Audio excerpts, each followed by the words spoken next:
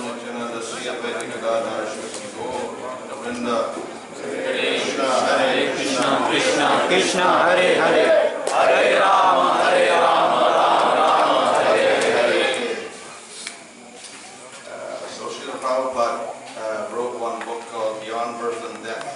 Srila Prabhupada menulis satu buku yang judulnya adalah Di Luar Kelahiran dan Kematian. This was based on the 8th chapter of Bhagavad Gita. Ini berdasarkan bab 8 Bhagavad Gita. Arjuna asked the question, what happens when we die? Di mana Arjuna menyampaikan pertanyaan apa yang terjadi saat kita meninggal. So Krishna answers that question. Dan Sri Krishna menjawab pertanyaan itu. This is not a question only that Arjuna asked, but all people ask this question. Dan pertanyaan ini tidak hanya merupakan pertanyaan dari Arjuna, tetapi adalah pertanyaan yang ditanyakan semua orang. And around the world, people wonder about birth and death. Dan di seluruh dunia orang-orang bertanya-tanya terkait kelahiran dan kematian. Birth, of course, is celebrated. We have birthdays. Dan kelahiran itu tentu dirayakan. Kita ada perayaan ulang tahun. And scientists and doctors can tell us all about how birth takes place of a child. Dan para ilmuwan, dokter bisa menjelaskan kepada kita bagaimana bisa terjadinya suatu kelahiran. The end of life is called death. Tapi akhir dari suatu kehidupan disebut kematian. All civilizations, all cultures, they realize the importance of death. Dan semua peradaban, semua kebudayaan menyadari pentingnya kematian. Every civilization, every culture has a ceremony for death. Dan setiap peradaban, setiap budaya ada suatu upacaranya untuk kematian. Even if people are atheists, they have ceremonies when the atheist dies. Bahkan mereka yang ateis juga ada upacaranya saat ada di antara ateis itu yang meninggal. And in some places, the death ceremonies are very elaborate. Dan di beberapa tempat upacara untuk kematian itu begitu mewah. We see in India the ceremony lasts 13 days. Kalau di India urutan upacara itu bisa selama 13 hari. And then every month after that for 1 year, you have to do ceremonies. Dan setiap bulan sesudah itu selama 1 tahun terus ada upacara tiap bulan. And ever after that, then every year you have to do another ceremony. Dan sesudah setahun itu setiap tahun akan diadakan juga upacara. So death is very significant and it's also very mysterious. Jadi kematian juga adalah sesuatu yang penting tetapi sekaligus misterius. However, we should also wonder about what happens between the birth and death. Namun kita juga hendaknya bertanya mengenai apa yang terjadi di tengah-tengah antara kelahiran dan kematian. So what is life? Yaitu apakah hidup? And all human beings also wonder, what am I supposed to do when I'm alive? Dan manusia juga bertanya-tanya apa yang harus semestinya saya lakukan saat saya hidup. And scientists also discuss what is life. Dan ilmuwan juga membahas apakah kehidupan itu. Unfortunately, many scientists also think, well, life isn't anything at all. It's just a bunch of chemicals. Sayangnya beberapa ilmuwan menyatakan bahwa hidup hanyalah reaksi beberapa zat kimia. So if we take our body and we analyze it, we can analyze it into a bunch of chemicals. Jadi kalau ada satu badan, ya kita analisa itu terdiri dari sekumpulan zat kimia. So we have a certain amount of calcium, a certain amount of iron, a certain amount of phosphorus, water, and other things. Jadi dalam satu tubuh itu ada sejumlah kalsium, sejumlah tertentu, ada zat besi, sejumlah tertentu, ada sejumlah zat-zat yang lain, senyawa-senyawa yang lain yang menyusun tubuh itu. And ultimately, how much is it worth? Maybe 20 rupees. Dan kemudian kalau dinilai secara harga, ya mungkin 20 rupiah. So if you tell anybody your life is worth 20 rupees, they will not be very happy. Jadi kalau ada kita sebutkan seperti itu kepada seorang bahwa hidup Anda hanya senilai 20 rupiah, maka dia akan tidak suka. So if we analyze people in terms of Jadi kalau kita menganalisa seseorang itu hidupnya hanya berdasarkan susunan kimia saja, itu tidak memuaskan. Some scientists try to explain this in terms of biology. Dan beberapa ilmuwan berusaha menjelaskan kehidupan itu dari sudut pandang biologi. So Darwin invented a theory of evolution. Dan Darwin menciptakan teori evolusi. And in the modern world, this has been accepted by most countries, and probably every school in the world teaches theory of evolution. Dan sebagian besar lembaga pendidikan, sekolah-sekolah di seluruh dunia mengajarkan tentang teori ini. So in this theory of evolution, animals by mutation transform into other animals till we have human beings. Dan berdasarkan teori evolusi itu dijelaskan bahwa binatang melalui suatu mutasi akan berubah menjadi bentuk yang lainnya dan tetap ada manusia juga. Evolution, of course, means advancement. Evolusi tentunya maksudnya atau artinya adalah suatu kemajuan. So we're actually, it's a very optimistic theory that mankind is very advanced. Dan ini adalah teori yang optimistis yang menyatakan bahwa kehidupan umat manusia itu adalah sangat maju. And we're superior to all the animals. Dan bahwa kita itu lebih tinggi dari binatang-binatang yang lain. But we also, if we look at our civilization, sometimes we will have to question, is it so advanced after all? Tetapi kalau kita melihat peradaban manusia, mungkin kita sendiri akan bertanya-tanya, inikah yang dinamakan kemajuan? Human beings spend all of their money on building weapons to kill each other with. Jadi umat manusia menghabiskan begitu banyak uangnya untuk menciptakan dan memproduksi senjata-senjata untuk membunuh satu sama lain. We have World War I, World War II, and other wars around the world. Jadi ada satu peperangan di satu tempat, peperangan lain di tempat lain di seluruh dunia. Do dogs have world wars? Jadi dan ada perang dunia pertama, perang dunia kedua. Apakah anjing punya perang dunia? Cats have world wars? Apakah kucing ada melakukan perang dunia? So human being is the only animal that likes to kill itself off. Jadi umat manusia ini satu-satunya jenis kehidupan yang memang gemar membunuh satu sama lain. Anyway, some intelligent scientists in the modern world looked at this theory of Darwin, and to them it doesn't make too much sense. Dan beberapa ilmuwan yang ada di dunia yang cukup cerdas melihat pada teori Darwin ini dan menyimpulkan bahwa ini tidak terlalu masuk akal. Other scientists go to physics. Beberapa ilmuwan lain melihat kehidupan dari sudut pandang fisika. Physicists are also interested in what's the origin of everything, not only the human body, but the origin of the universe. Dan ilmu sains fisika itu tertarik tidak hanya tentang bagaimana asal muasal bentuk hidup manusia ini, tapi bagaimana asal muasal segalanya, bagaimana asal muasal alam semesta. But it's all based on theories. Tetapi semuanya ini berdasarkan teori. We don't know anything for certain in physics. Dalam fisika kita tidak tahu apapun itu secara pasti. But nevertheless, we can estimate the size of the universe. Tetapi namun demikian kita bisa memperkirakan ukuran dari alam semesta. And the scientists have understood the universe is very vast. Dan para ilmuwan memahami bahwa alam semesta ini begitu luas, begitu besar. Maybe we have 100 billion galaxies in the universe. Mungkin kita mempunyai 100 triliun galaksi jumlahnya di dalam alam semesta. And each galaxy will have millions of suns or planets. Dan setiap galaksi tersebut memiliki jutaan matahari dengan planet-planetnya. And by combination of molecules, etc., eventually we will get life forming on Earth. Dan kemudian dengan adanya kombinasi berbagai molekul dan seterusnya, lalu mulai terbentuk kehidupan di bumi.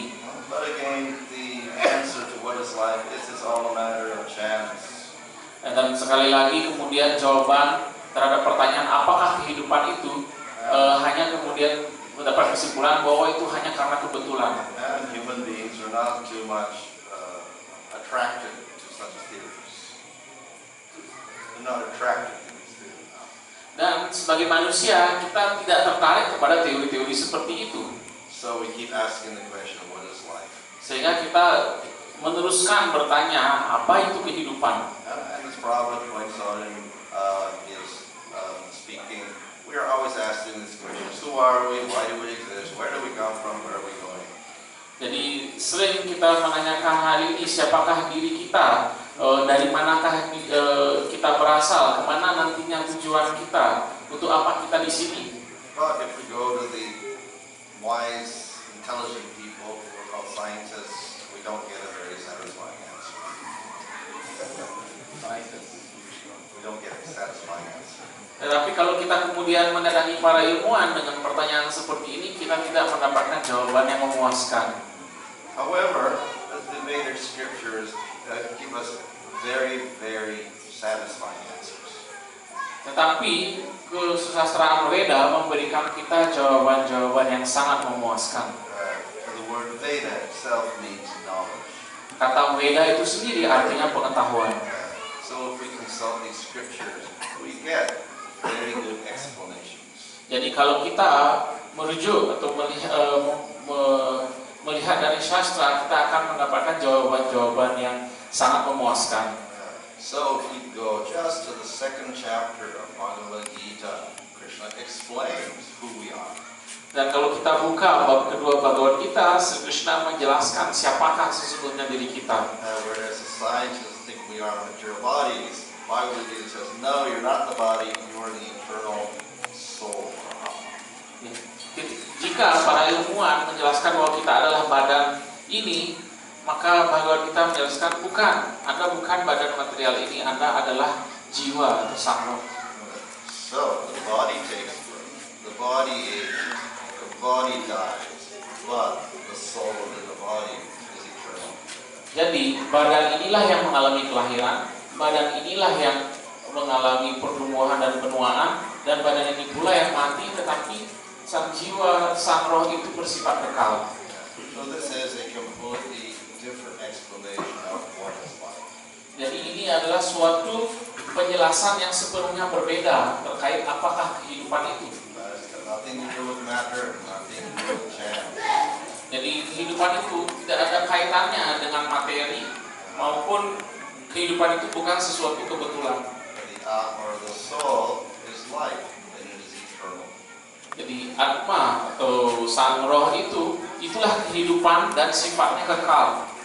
This is a very basic concept in Vedic knowledge. Dan ini merupakan suatu konsep yang sangat dasar dalam pengetahuan Weda. Surprisingly, in many religions around the world, very difficult to find this very basic fact. Dan mengejutkannya adalah bahwa hampir di semua agama-agama di dunia sulit kita menemukan pengetahuan dasar ini. So though scientists generally very materialistic, trying to give materialistic explanations, some scientists have come to a very similar conclusion as Bhagavad Gita. Jadi walaupun pada umumnya para ilmuwan itu sangat materialistik, tetapi sebagian dari mereka yang cerdas akhirnya mencapai suatu kesimpulan yang mendekati apa yang disampaikan dalam Bhagavad Gita. Of course, we can never prove through scientific methods directly the existence of soul. Tentu saja kita tidak bisa membuktikan dengan metode-metode ilmiah secara langsung tentang keberadaan dari sang roh. Because the soul cannot be detected by microscopes or scientific instruments. Karena sang roh itu tidak bisa dideteksi menggunakan mikroskop maupun dengan peralatan ilmiah yang lainnya. It cannot be seen by a material eye. Tidak dapat dilihat menggunakan mata material. However, we can get some indirect evidence. Tetapi kita bisa mendapatkan suatu bukti-bukti tak langsung. So one psychiatrist, Dr. Ian Stevenson, began investigating children who had memories of a previous life. Seorang ilmuwan, Dr. Ian Stevenson, mulai melakukan penelitian terhadap anak-anak yang memiliki memori terkait kehidupan masa lampau. He was an atheist. Jadi ilmuwan ini seorang ateis. He did not believe in soul. Dia tidak mempercayai adanya sang roh. But after studying 2,600 cases scientifically of children who have these memories, then he changed his mind. Tetapi setelah menggunakan metode ilmiah, dia meneliti 2.600-an anak-anak dengan kasus ini, bahwa dia bisa mengingat kehidupannya pada masa lampau. Dia berubah pikiran. So he concluded any rational, intelligent person should conclude that we must go from body to body. Jadi dia kemudian menyimpulkan bahwa siapapun yang berpikir rasional, bisa berpikir dengan kecerdasannya, mestinya akan menyimpulkan bahwa kehidupan itu berpindah dari satu badan ke badan yang lain sebagai roh. This is indirect evidence because it's based upon testimony of children. Dan ini merupakan suatu bukti tak langsung karena berdasarkan atas testimoni dari anak-anak. And the children have memories of a previous life. Dan bahwa anak-anak ini memiliki ingatan tentang kehidupan sebelumnya. That's only testimony of people that I remember something. Jadi ini adalah testimoni dari orang-orang bahwa saya ingat sesuatu. Nevertheless, he used scientific methodology to see if the children were telling the truth or they were lying or whatever. Tapi dia menggunakan metode-metode ilmiah untuk menentukan apakah anak-anak ini sudah berkata yang jujur ataukah mereka bohong dan sebagainya. And then using that method, he concluded, no, they're telling the truth.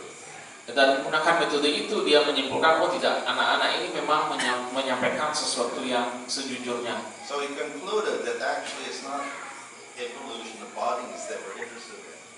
Dan dia menyimpulkan bahwa kita sesungguhnya bukan tertarik kepada evolusi atau perubahan dari badan ini. Rather, it's the soul that goes from body to body, so the soul will evolve in consciousness. Jadi melainkan roh lah yang berkembang, yang berpindah dari satu badan ke badan yang lain dan mengalami evolusi kesadaran. And this, of course, is exactly what Bhagavad Gita says. Dan ini seperti sebagaimana yang diuraikan di dalam Bhagavad Gita. Also, in the Bhagavad Gita later on in chapter 8, Krishna says, whatever you remember when you put your present body in your next life, you will attain that state without fail. Dan berikutnya di dalam Bhagavad Gita di dalam bab 8, Sri Krishna bersabda bahwa keadaan apapun yang diingat seseorang pada saat dia meninggalkan badannya saat ini, maka keadaan itulah yang akan dia capai dalam kehidupan berikutnya secara pasti. And in, of course, Bhagavata, we have a nice story. Bharat thought of a deer when he was dying. Then he was born as a deer. Dan di dalam Srimad Bhagavatam ada kisah yang menjelaskan hal ini dengan sangat baik, yaitu Raja Bharat yang saat meninggal mengingat seekor rusa, dia terlahir kembali sebagai seekor rusa. But of course, this is a scriptural story. Tapi tentu saja ini adalah suatu kisah dari sastra. How can we prove this? Bagaimana kita bisa membuktikannya? So again, Ian Stevenson found something very similar. Tapi sekali lagi, Ian Stevenson tadi menemukan sesuatu yang sangat mirip. Children remember previous lifetimes. Bahwa anak-anak mengingat kehidupannya yang lampau. And when they were dying, they usually had some injury on the body. Dan beberapa dari yang anak-anak ini saat meninggal, dia ada suatu luka-luka atau cedera pada badannya. And that injury continued into their next body. Dan luka itu terbawa ke dalam badannya di kehidupan berikutnya. Because that's what they were thinking of when they died. Karena itu yang dia ingat pada saat dia meninggalkan badan sebelumnya. And so here's one example. There was a boy who remembered previous lifetime in another village hundreds of miles away. Misalnya salah satunya ada seorang anak yang mengingat kehidupannya yang sebelumnya itu di suatu desa ratusan mil dari tempatnya sekarang. And then someone shot him in the chest. Seseorang menembak anak ini di dadanya. And there were many bullet hole wounds. Jadi Jadi ada lubang-lubang peluru. and those were recorded by the police. Dan kejadian ini ada catatannya, ada rekamannya oleh polisi. In this lifetime, when he was born, he had some scars all over his chest.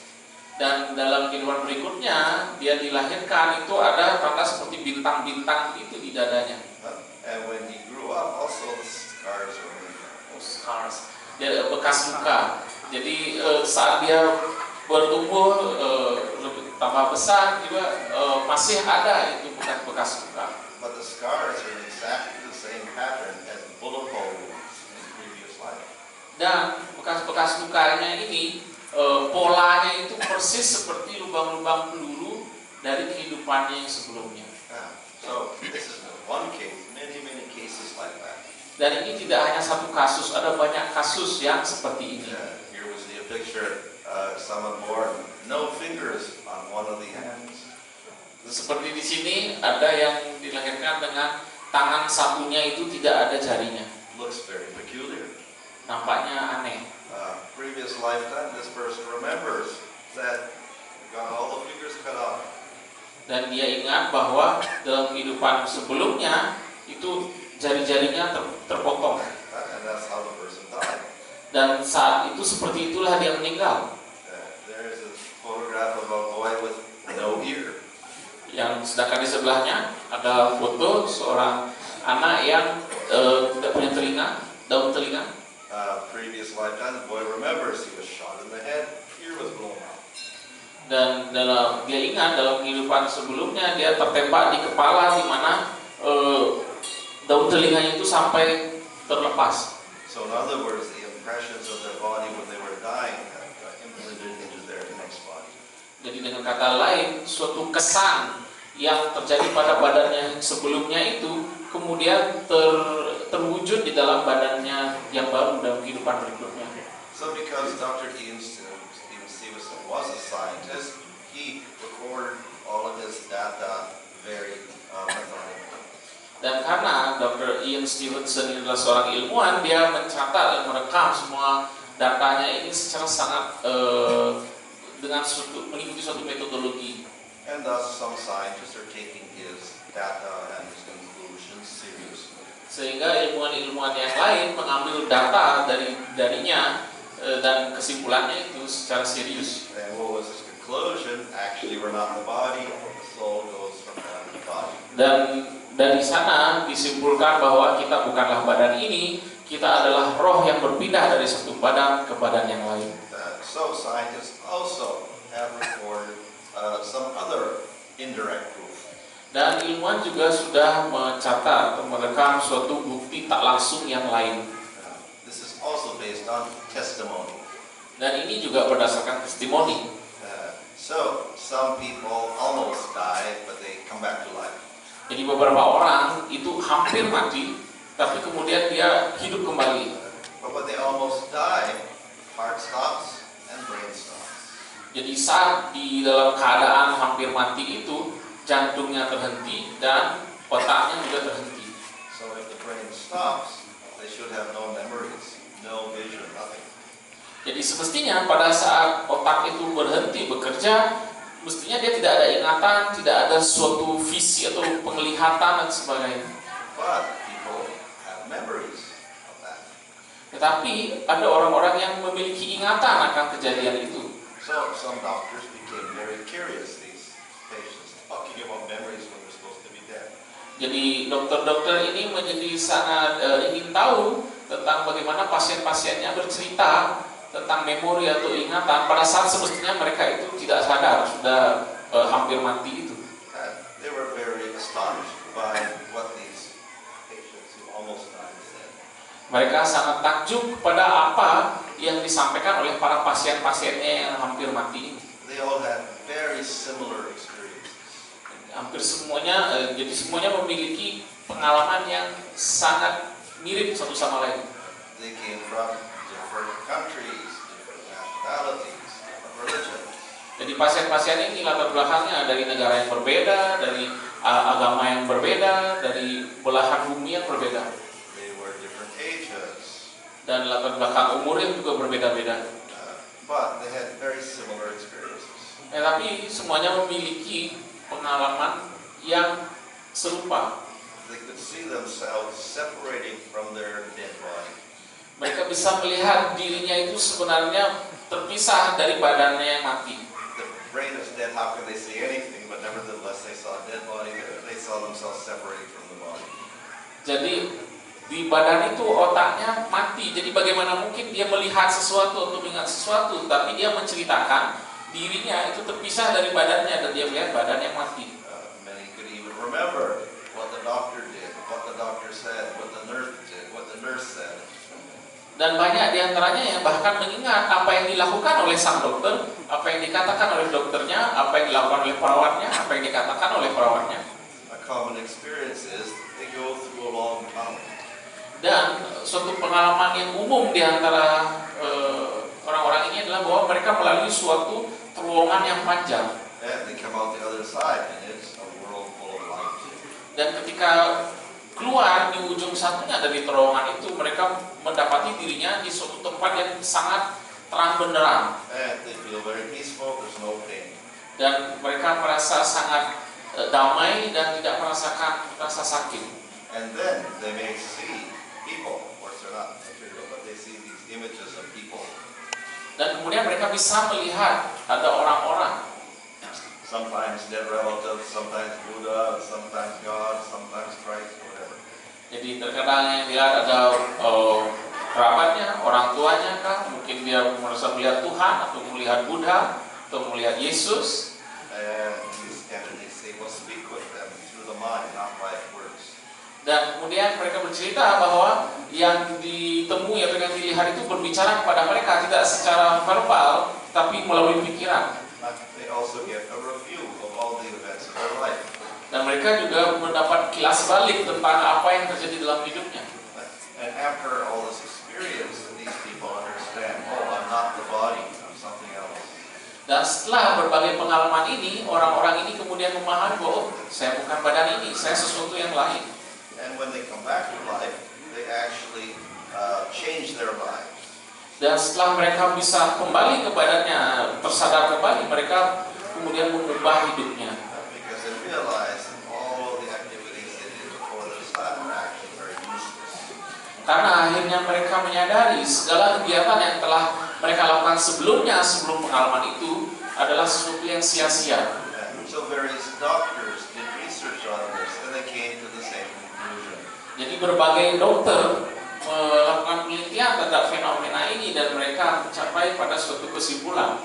Again, we're not the body, we're something else. Ya, kesimpulannya sekali lagi adalah bahwa kita bukan badan ini, kita adalah sesuatu yang lain. Nobody dies. Bahwa tak seorang pun mati. Body dies, soul does not die. Badan ini yang mati, tetapi roh itu tidak mati. So, this of course is based on testimony of people who have near-death experiences. Dan ini tentu saja berdasarkan testimoni dari orang-orang yang mengalami pengalaman hampir mati. Bhagavad Gita gives a little bit of an explanation of this. Dan Bhagavad Gita memberikan sedikit penjelasan terkait hal ini. In chapter 15, Krishna says, when the soul accepts or leaves the body, he takes these senses with him in the subtle body. Jadi ketika roh menerima atau meninggalkan satu badan, dia membawa indera-indera ini bersamanya dalam badan halus. So even if your eye and your brain are not working, you still have eye in your subtle body or sukshma sarira. Jadi walaupun mata kita dan otak kita di badan material ini sudah tidak bekerja, tetapi dalam badan halus kita itu ada juga mata untuk melihat. So the scriptures explain, we have a gross body. This is the body that scientists know about. Jadi sastra menjelaskan bahwa kita memiliki badan kasar dan inilah yang diketahui, yang dikenal oleh para ilmuwan. But we also have sukshma sarira, the subtle body you cannot see. Dan tetapi kita juga memiliki sukshma sarira, suatu badan halus yang tidak bisa kita lihat. In that sukshma sarira, we have mind, intelligence, plus ego, plus senses. Jadi dalam sukshma sarira atau badan halus itu kita memiliki pikiran, kecerdasan, ego yang palsu dan juga indria-indria. And when we die, this body does not die. It goes with the Atma to the next body. Dan saat kita mati, jadi badan halus ini tidak ikut mati, tapi mengikuti sang roh ke dalam badan yang berikutnya. So this subtle body also important because it will carry your karma. Jadi badan halus ini juga penting karena dialah yang membawa karma kita. It will carry over physical features like the injuries of the persons when they die get imprinted in the next body. Dan juga membawa ciri-ciri fisik, sebagaimana contoh tadi ada yang kemudian terwujud luka-luka pada yang dialami pada badannya yang sebelumnya itu terwujud berupa tanda-tanda di badan yang baru. That subtle body also carries your desires, your fears, etc. from one body to the next. Dan badan halus itu juga yang membawa keinginan-keinginan kita dan ketakutan-ketakutan kita dari badan yang lama ke badan yang baru. So if you had great fear in one lifetime, that may continue in the next lifetime because the subtle body is carrying that over. Jadi kalau kita memiliki suatu ketakutan yang sangat besar pada kehidupan sekarang, itu akan bisa terbawa ke dalam kehidupan berikutnya karena dibawa oleh badan halus. So if you drown from water in one lifetime, you may have fear of water in your next lifetime. Jadi kalau dalam kehidupan sebelumnya misalnya kita mati karena tenggelam, dalam kehidupan berikutnya bisa kita takut air. The physical features get stuck into that subtle body and start imprinting into the next body. Dan ciri-ciri fisik juga bisa terkait di badan halus ini sehingga terwujud di badan berikutnya. So we saw that in the case of the young children, fingers get cut off in one lifetime, next lifetime no fingers. Jadi seperti misalnya contoh tadi ada anak yang jarinya di dalam kehidupan sebelumnya itu terpotong, dalam kehidupan berikutnya dia terlahir dengan tidak ada jari tangannya. But not only injuries can be transferred, whole face and body can be transferred.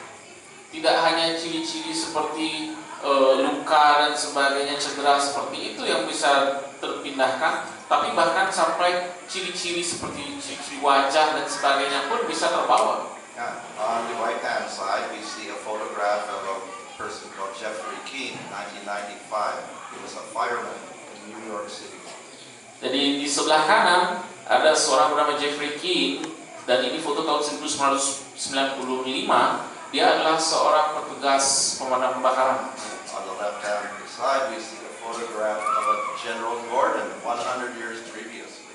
Sedangkan di sebelah kiri adalah foto General Gordon yang mana foto itu diambil 100 tahun sebelumnya. And they have very similar faces.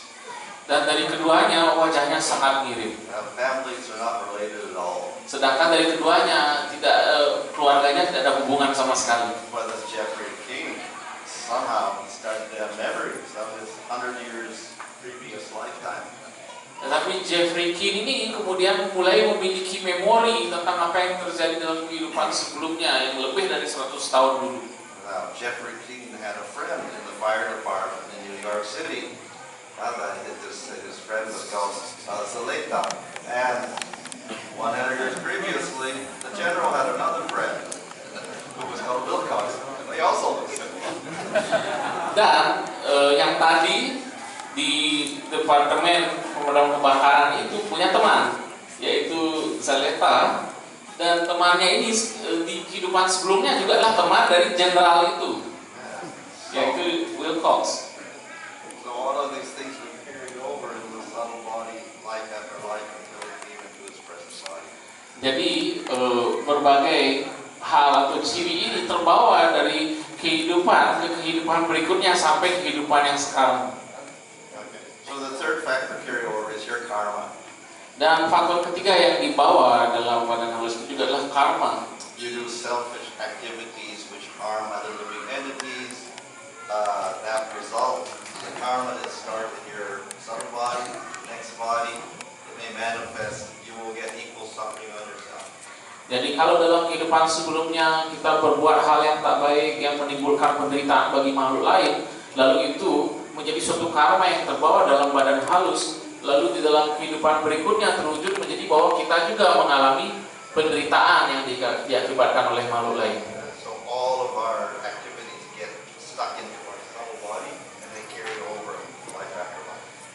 apa yang kita lakukan itu akan menempel pada badan halus kita yang akan terbawa kehidupan demi kehidupan.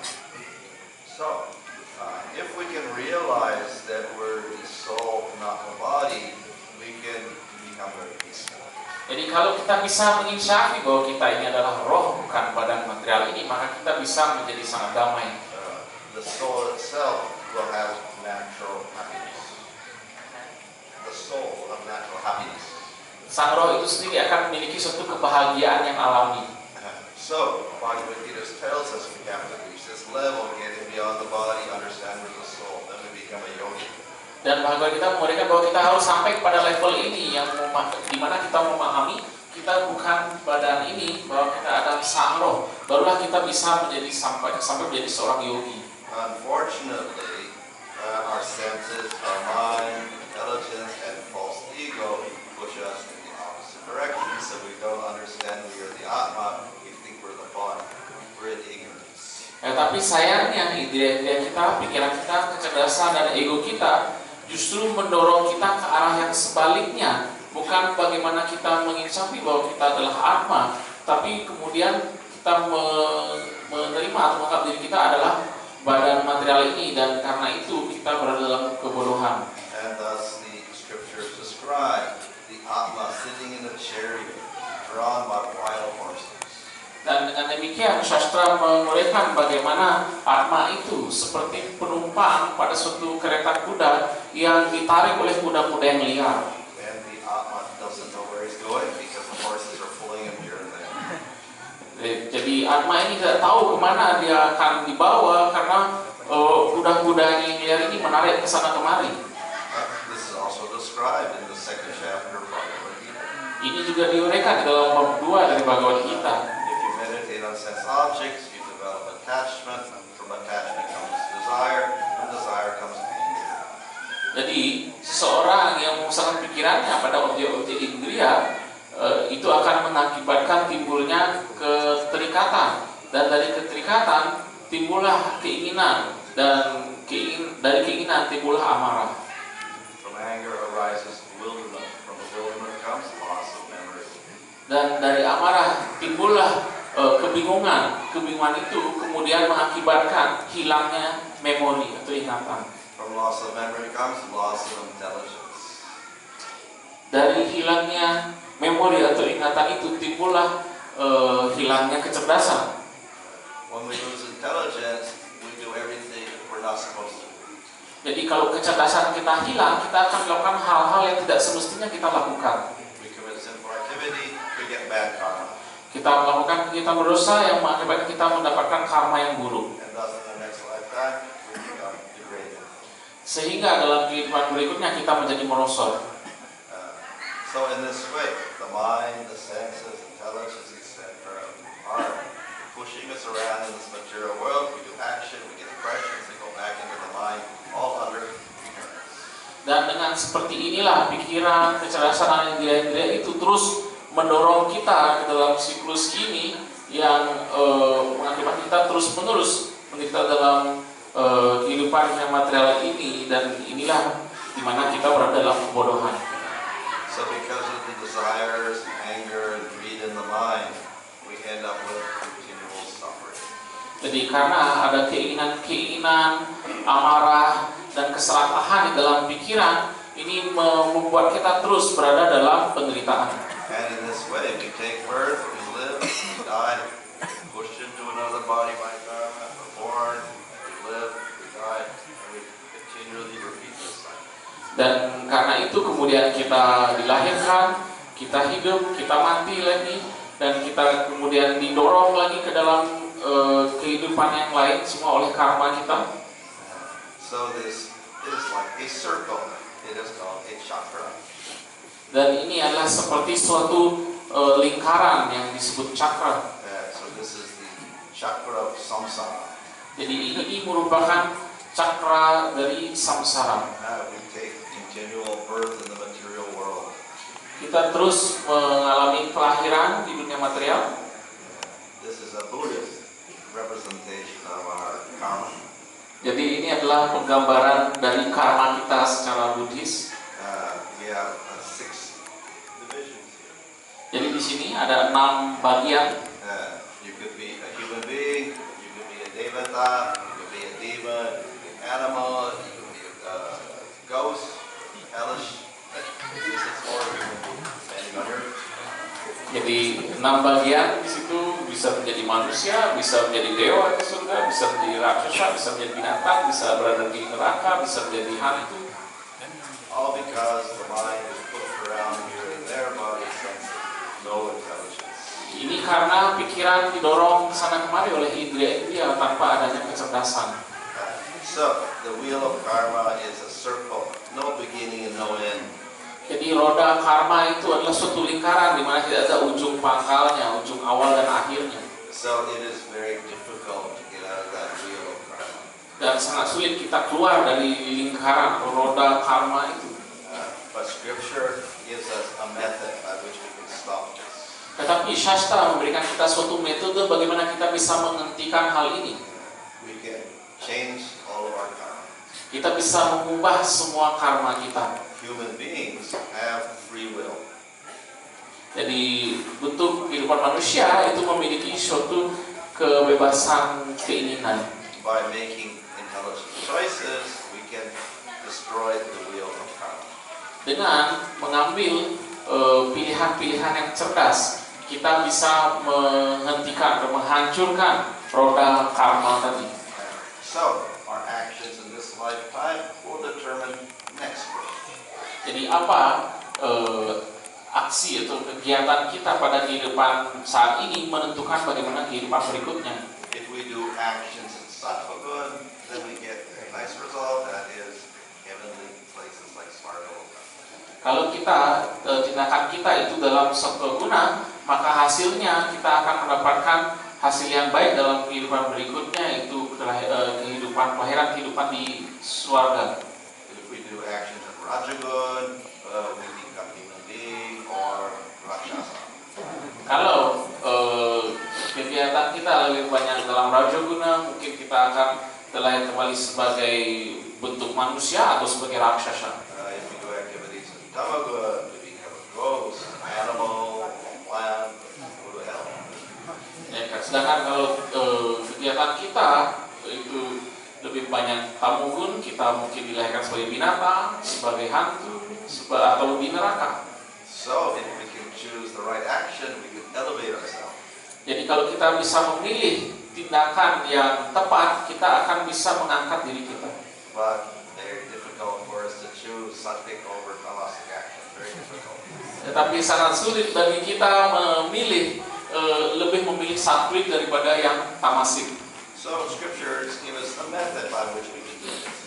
Sehingga Shastra memberikan kita metode bagaimana kita bisa melakukannya. This is called karma yoga. Yang ini dikenal sebagai karma yoga.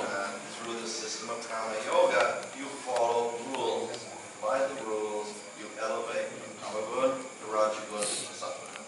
Jadi melalui karma yoga ini kita mengikuti suatu aturan-aturan yang akan bisa mengangkat kita dari tamogun naik ke rajagun, kemudian naik ke sattvagun.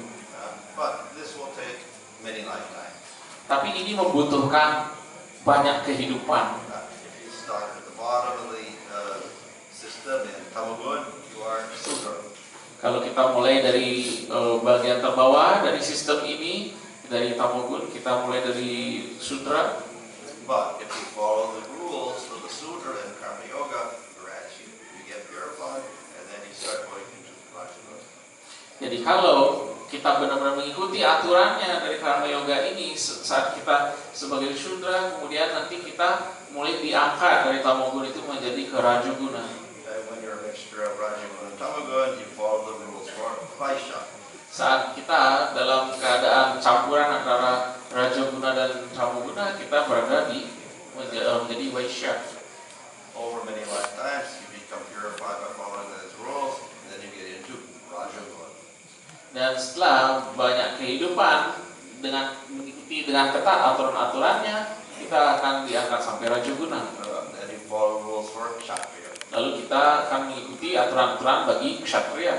For following those rules, after some lifetimes, then you become brahmana. Dan setelah mengikuti dengan ketat aturan itu selama beberapa penjelmaan, kemudian terangkat ke satu guna sebagai seorang brahmana. This does not destroy karma, it just improves karma. So we have sattvic karma. Jadi ini belum menghancurkan karma, hanya memperbaiki, meningkatkan karma itu hingga sattva. However, the Vedic literature also says you can destroy all the karma and get out of this field. Tetapi sastra juga menjelaskan bahwa kita bisa menghancurkan semua karma ini agar kita keluar dari lingkaran atau siklus. One method is Jnana Yoga.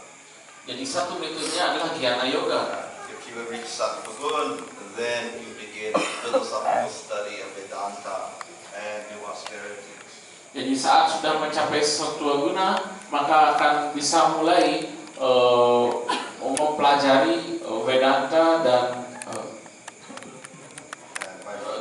dan lakukan tapasya.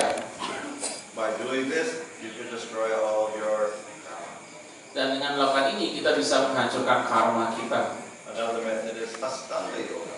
Metode yang lain adalah Ashtanga Yoga. You do asanas, pranayama, then you control the senses of the mind, you get to jhana and samadhi.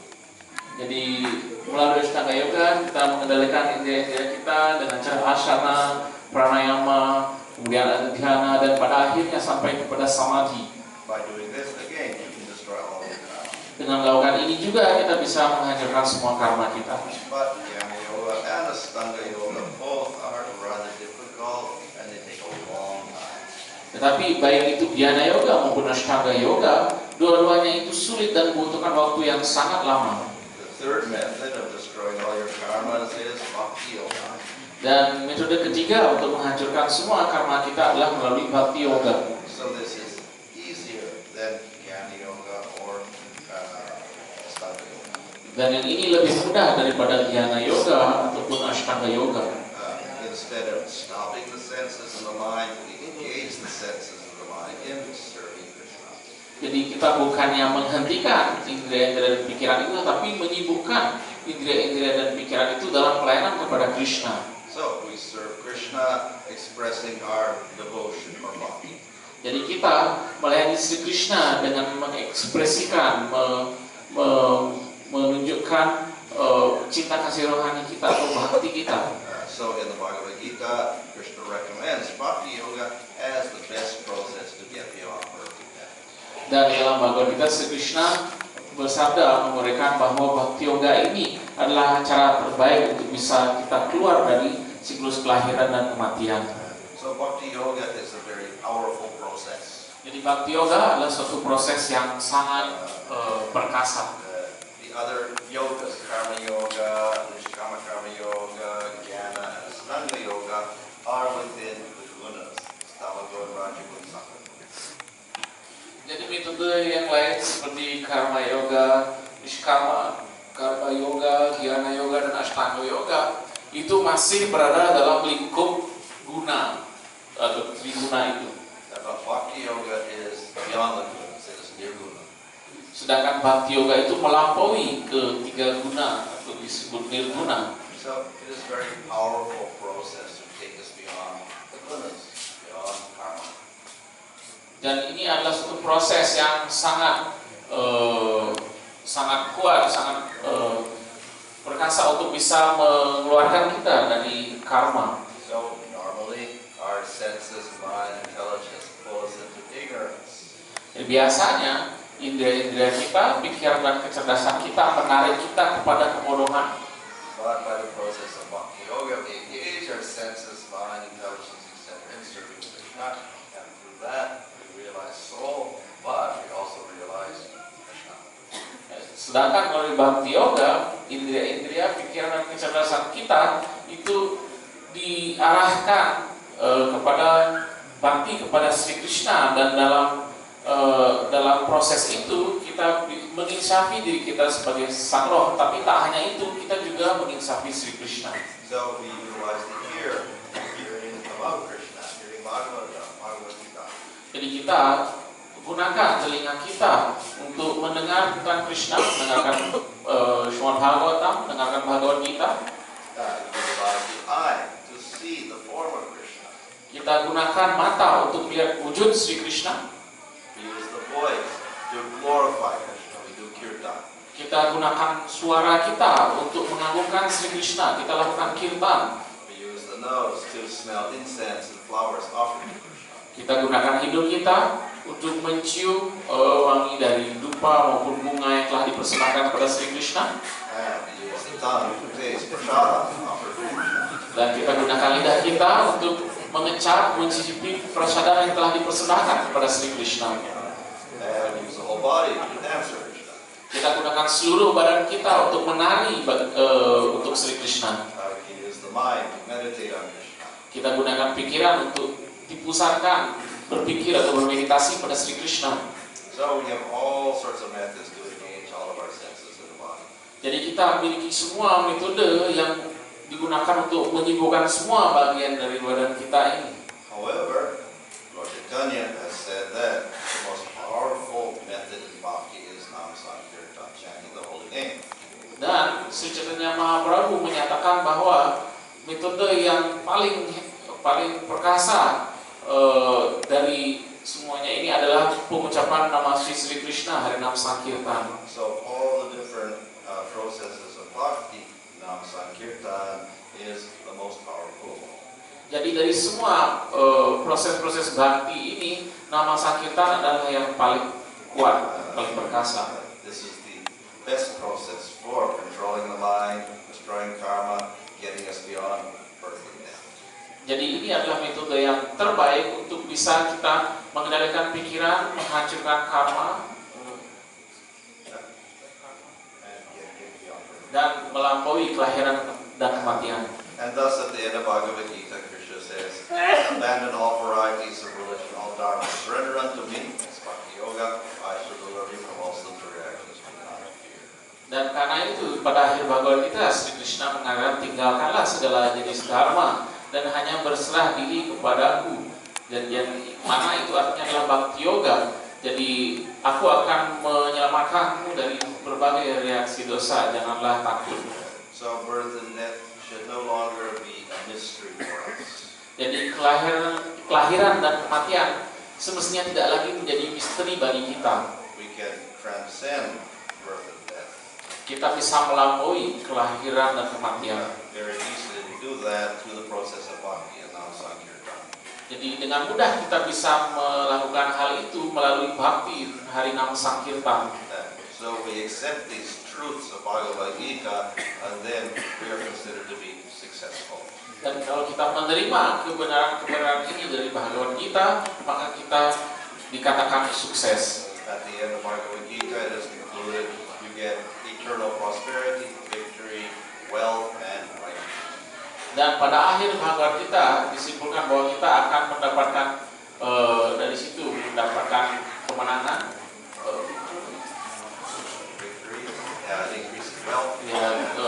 kekayaan dan kebajikan. So, therefore, we should follow that process to get beyond birth. Dan karena itu kita harus mengikuti proses ini untuk bisa melampaui kelahiran dan kematian.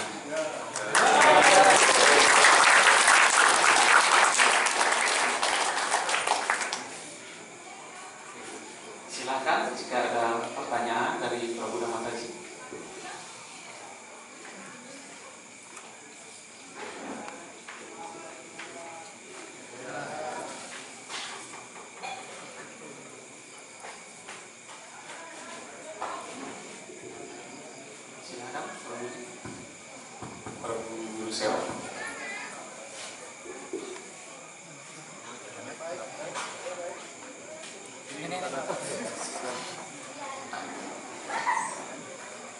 Hare Krishna, Maharaj, thanks very much for very nice class.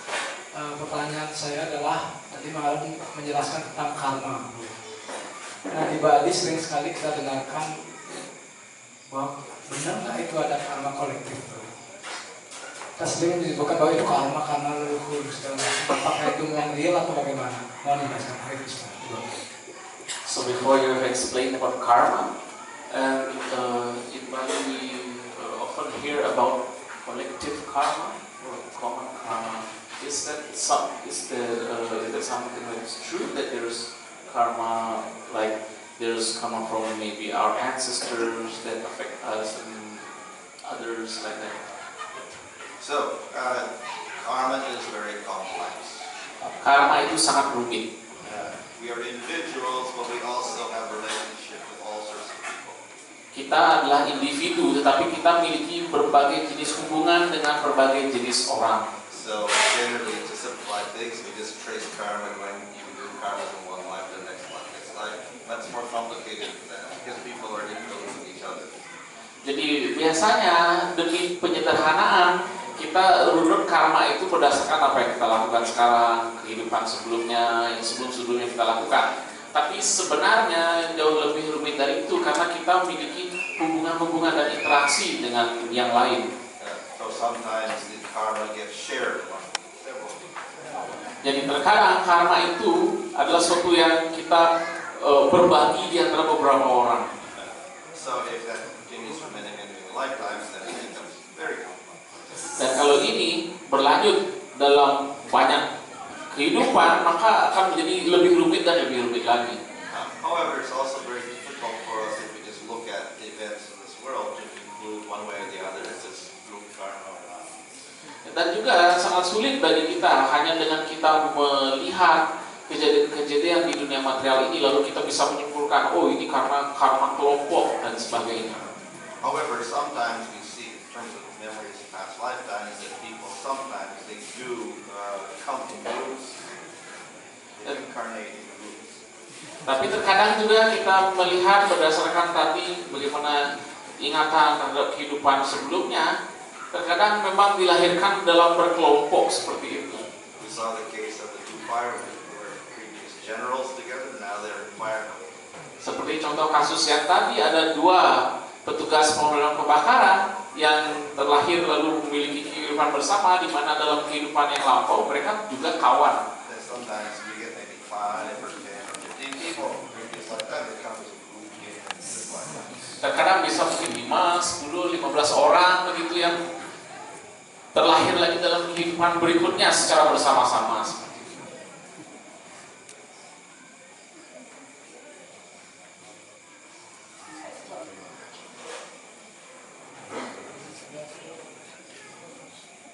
Bagaimana Bu? Silakan, ada pertanyaan yang lain?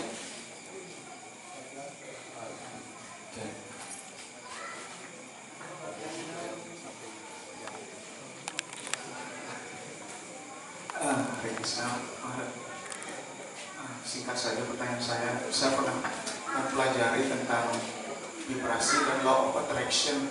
Apakah itu ada kaitannya dengan karma? Regis, terima kasih. Mohon penjelasan. So his question is, he has studied about vibration and then law of attraction. Does that have anything to do also with karma? I think he means what we think of, we can attain that. Apakah maksudnya seperti misalnya kalau kita memikirkan sesuatu atau menginginkan sesuatu kita bisa mendapatkannya? Apakah yang seperti itu? Kurang lebih seperti itu. Yeah, more or less like that. Yeah. So just as what you think of when you die, you get that in your next lifetime. What you think of in this lifetime, you can also attain in this lifetime. Seperti halnya apa yang kita pikirkan saat meninggal kita bisa dapatkan keadaan itu dalam kehidupan berikutnya. Hal yang sama apa yang kita pikirkan bisa juga kita dapatkan dalam kehidupan ini. But if you have very bad karmas, you may not be able to get everything you want in this life. Tapi kalau kita memiliki banyak karma buruk, kita tidak bisa mendapatkan begitu banyak dari apa yang kita inginkan itu untuk kita dapatkan dalam hidup ini. But at least by following that principle of concentrating your mind, you can maximize within your karma. You get the maximum results. Tapi kalau kita memusatkan pikiran kita terhadap apa yang kita pikirkan atau inginkan itu bisa memaksimalkan karma kita untuk bisa mencapai apa hasilnya tersebut. But if you do certain activities, you can also begin to weaken the limitations of your karma. Tapi saat yang sama kalau kita melakukan beberapa kegiatan atau tindakan tertentu yang justru bisa memperlemah apa yang batasan dari karma tadi. So we see in Karma Yoga, they always recommend you should do more punyas. Jadi kita melihat di dalam karma yoga biasanya dianjurkan lebih banyak melakukan kegiatan punya. By doing that, you can start to negate some of your karmas of this lifetime. Then you get better results from your activities. Sehingga melalui melakukan itu kita bisa menegasi atau menangkal beberapa karma buruk pada kehidupan ini sehingga bisa mendapatkan hasil yang lebih baik nantinya. So we should definitely concentrate on good roles, not bad roles. Tentu saja kita harus berkonsentrasi kepada tujuan-tujuan yang baik, bukan tujuan-tujuan yang buruk. And then also use good methods, not bad methods, to get those goals. Dan menggunakan metode-metode yang baik, bukan metode-metode yang buruk untuk bisa mencapai tujuan itu. Demikian. Tadi ada di sini pertanyaan.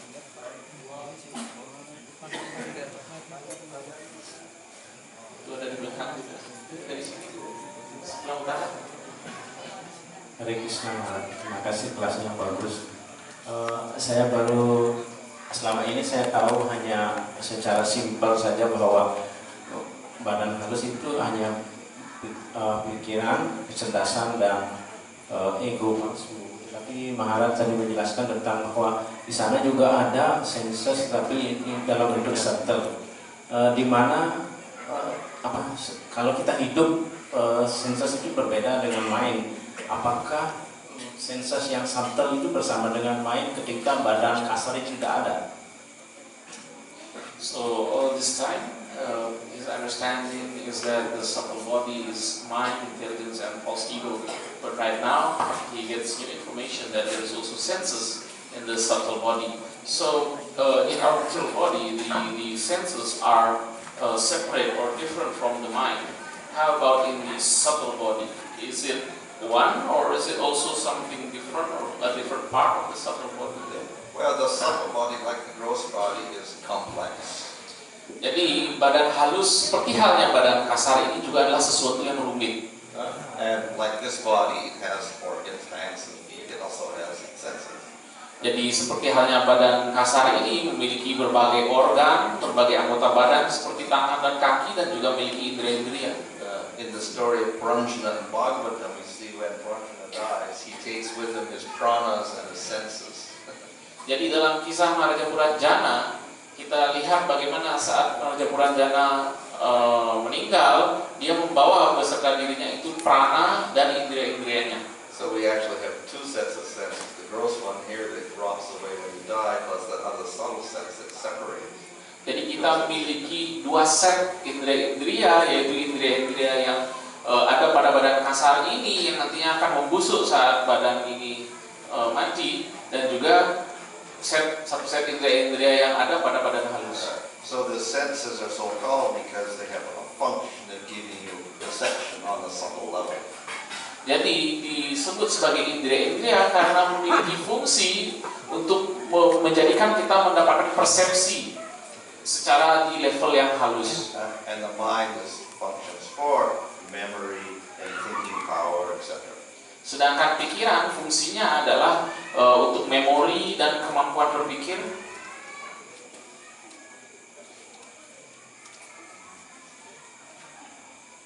Demikian, Guruji.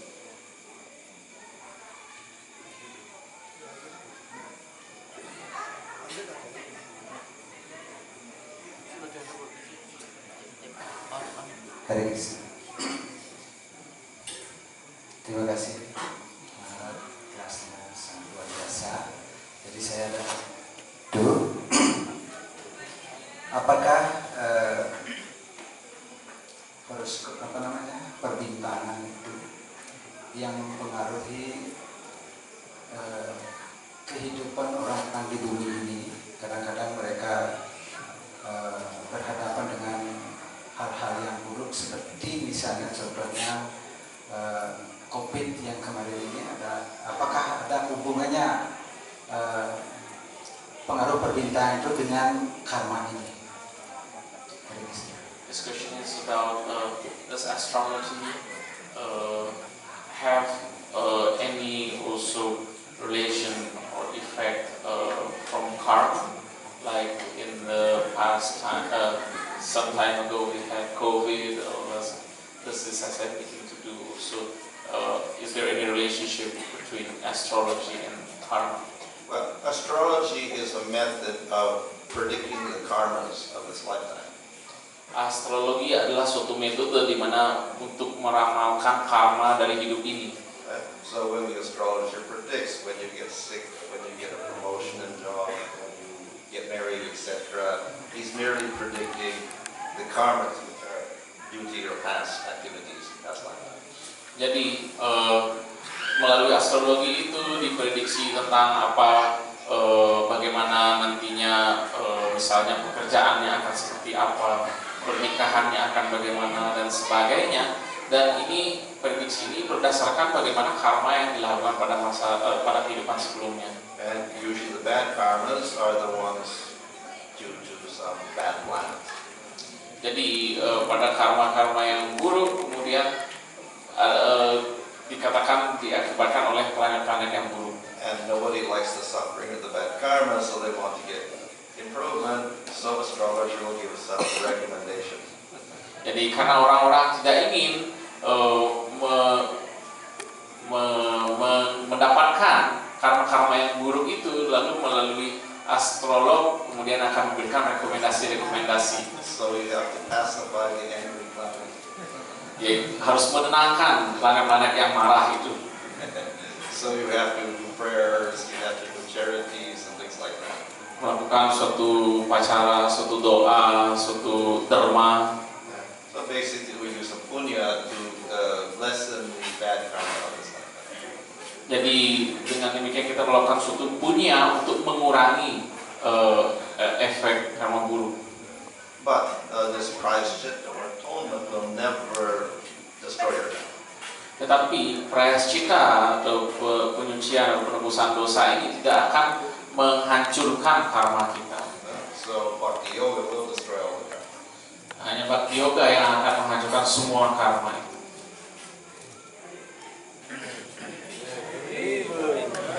Sesuai tadi pertanyaannya bro. Tadi di belakang profilnya bertanya.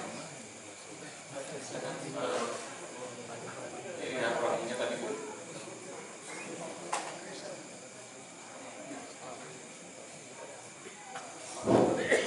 Hare Krishna Guru Maharaj. Tadi dijelaskan bahwa banyak sekali metode-metode untuk mencapai pembebasan atau penghancuran karma. Seperti contohnya ada Jnana Yoga, Karma Yoga, dan Bhakti Yoga adalah yang paling tinggi. Tapi di atas itu adalah chanting mantra Hare Krishna. Tapi banyak sekali di antara yang lainnya di luar daripada kita itu menekuni Jnana Karma Yoga dan di bawah Bhakti Yoga itu. Terus untuk mencapai pembebasan, berapa hebatnya mereka itu harus sehingga bisa mencapai pembebasan itu. Terima kasih, Hare Krishna. So as you explained, there are different methods that could free us from karma, from the cycle of karma. So apart from Bhakti Yoga, there's others like Jnana Yoga, Ashtanga Yoga, Karma Yoga. Of course, Bhakti is the topmost, and in that, the topmost is Harinam Sankirtan. So from these other methods, how much should they endeavor to get the goal of being free from the cycle of karma? Well, if we do Jnana Yoga or Ashtanga Yoga, you can get free from karma, but it's very difficult for most people. Jadi melalui Jnana Yoga atau Ashtanga Yoga kita bisa dibebaskan dari karma, tetapi bagi sebagian besar orang metode ini sangat sulit And it takes a long time. dan membutuhkan waktu yang sangat lama. As you saw Jadi kita lihat bagaimana ilustrasinya seorang yogi itu yang bermeditasi dengan rambutnya sampai panjang seperti itu. So can be done, but difficult. Jadi bisa dilakukan tapi sangat sulit. If we do bhakti yoga, destroying karma is not even the goal. side. Tapi kalau kita melakukan bhakti yoga, penghancuran karma itu bahkan bukan tujuannya, itu hanya efek sampingnya. The devotee really doesn't care whether he's born in the material world or wherever. He's more interested in simply serving Krishna. Jadi seorang penyembah itu bahkan tidak peduli apakah dia dilahirkan di dunia material ini lagi atau tidak, dia hanya yang dia pedulikan adalah bagaimana melayani Sri Krishna.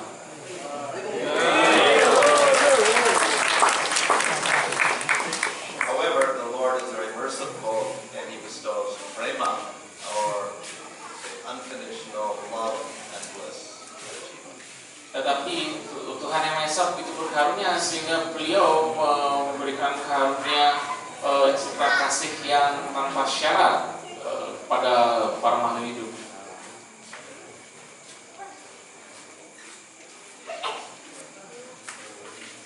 So if one right now does the other methods, which is difficult, but not to that extent, so it's like they could not, it's far away from achieving the goal. Yeah, if it's difficult, takes a long time, generally they don't succeed. So they have to come back again and they don't get pre-converted then. Jadi kalau seorang menjalankan metode-metode itu tetapi tidak sampai seperti yang diperlukan upayanya itu, jadi berarti ya dia tidak akan mencapai tujuannya, yaitu terbebas dari karma.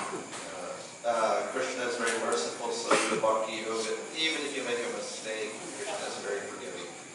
Ya, dan Sri Krishna sangat berkarunia sehingga kalau kita melaksanakan bhakti yoga, walaupun kita melakukan kesalahan, beliau mengampuninya.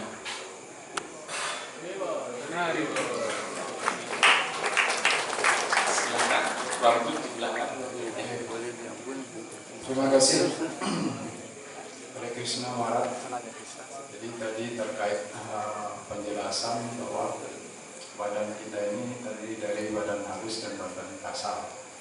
Dalam bab kita ada diuraikan bahwa sang roh jiwa melayang dalam 5 udara kehidupan, yaitu prana, pana, yana, samana, udana. Dan terkait juga badan halus kan di situ ada cakra-cakra. Jadi tadi terkait karma itu diikat di dalam badan halus. Nah, di satu sisi sang jiwa akan diberi kebebasan oleh Krishna. Kebebasan dalam arti jiwa kita bersifat sajid ananda graha, sifat penuh kekal dan penuh pengetahuan. Jadi bisakah jiwa kita ini secara ekstrim keluar dari ikatan badan halus ini, melepaskan diri secara ekstrim ketika kita tahu bahwa jiwa kita ini penuh pengetahuan dan kebahagiaan. Mungkin itu Artinya jiwa itu seperti memaksakan diri, melepaskan diri dari badan halusnya agar tidak lagi membawa karma itu. Begitu ya. Terima kasih. Saya sampaikan singkat saja kepada beliau. So as there is an explanation that we are consisting of the gross material body and the subtle body, and we are the spirit soul. So the karma is attached to the subtle body, but then we also learn that the spirit soul itself is Satchitananda. It is full of knowledge. It is eternal and it's full of bliss. Is there a possibility that the soul itself just like forces itself to separate from the subtle body so that it doesn't incur the karma which is attached to the subtle body? Well, that's the method of Jnana and Astanga Yoga, to separate your Atma from body, from body, subtle body, and gross body. Jadi tujuan dari metode Jnana dan Astanga Yoga adalah itu, memisahkan antara roh dengan ikatan terhadap badan halusnya. But we can only do that if you become 100% detached from everything in the body, including the senses. Tetapi itu hanya bisa kita lakukan jika kita bisa 100% melepaskan ikatan terhadap apapun terkait badan ini dan indria-indrianya. And we stop all the functions of the mind completely.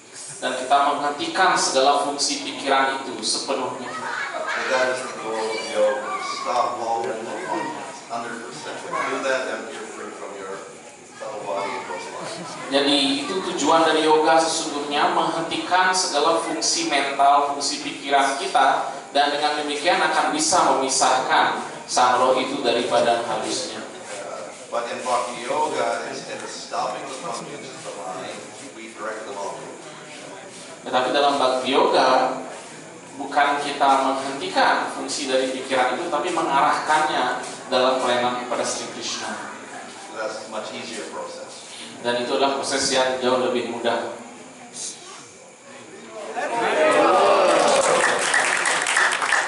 Apakah ada lagi pertanyaan?